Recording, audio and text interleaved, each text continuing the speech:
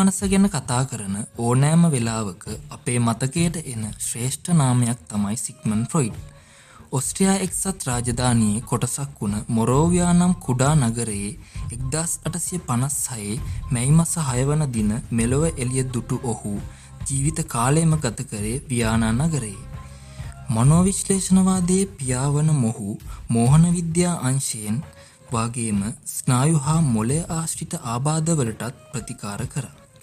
1900දී The Interpretation of Dreams නම් ග්‍රන්ථයත් 1923දී The Ego and the ID නම් ග්‍රන්ථයත් එළි දැක්වුවා. මනෝවිද්‍යා ශ්‍රේෂ්ඨයට අද්විතීය සේවාවක් කළ මොහු 1933 සැප්තැම්බර් 23 වන දින සිය දිවි ගමන අවසන් කළා.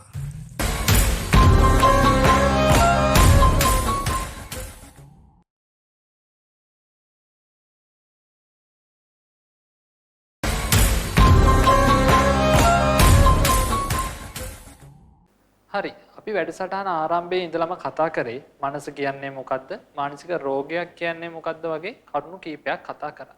ඒ වගේම අපිට කතා කරන තව කරුණු රාශියක් තියෙනවා.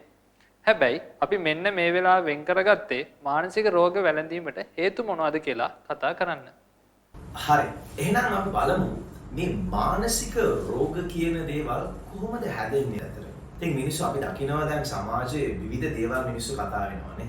ඉතින් මානසික ලෙඩ කියලා කියනවා, රෝග කියලා කියනවා. ඉතින් විවිධ වචන බොමාරු වෙනවා. මම හිතන්නේ මට වෙන්න පුළුවන් අනිත් හැමෝටම ලෝකේ ජීවත් වෙන හැමෝටම කොතන හරි තැනක මේ සයිකොලොජිකල් ඩිසෝඩර් කියන මොනවා හරි ප්‍රශ්නයක් අපි හැමෝටම තියෙනවා. කාටවත් කියන්න බෑ මම පර්ෆෙක්ට්. ඕකේ මට කිසි දෙයක් නෑ මම කිසි අවුලක් නෑ කියලා කාටවත් කියන්න නෑ.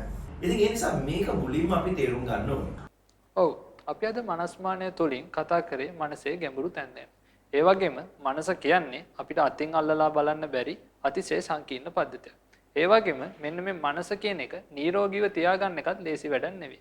තවද මේ මනස රෝගී වුණාම සුවපත් කරන එකත් ලේසි වැඩක් නෙවෙයි. මෙන්න මේ ගැන තමයි අපි අද මනස්මානය තුලින් කතා කරේ.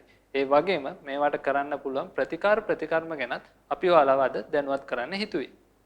අපි වැඩසටහන පුරාවටම පෙන්නලා දුන්නේ රෝගීව සිටිනට වැඩිය නිරෝගීව සිටින එක තමයි වඩාත් වැදගත් කියලා. නිරෝගීව සුවපත් ජීවිතයක් ගත කිරීමට ලොකු දේවල් කිරීමට අවශ්‍ය නැහැ. මානසික රෝග වලින් තොරව නිරෝගී ශක්තිමත් ජීවිතයක් ගත කිරීම මේ ඔබට මනා පිටුහලක් කරන නොඅනුමානයි. තවත් ජීවිතයේ ගැඹුරු තැන් සොයාගෙන යන්න, සංකීර්ණ දේවල් සංකීර්ණ විදියට ගන්න නැතුව සරලව විසඳ ගන්න, ජීවිතය තව තවත් ලස්සන කරගන්න වගේම ශක්තිමත් කරගන්න උදව් වෙන්න තවත් දවසක අපි මනස්මානය තුලින් හමු වෙමු. එතෙක් ඔයාලට සුන්දර දවසක්.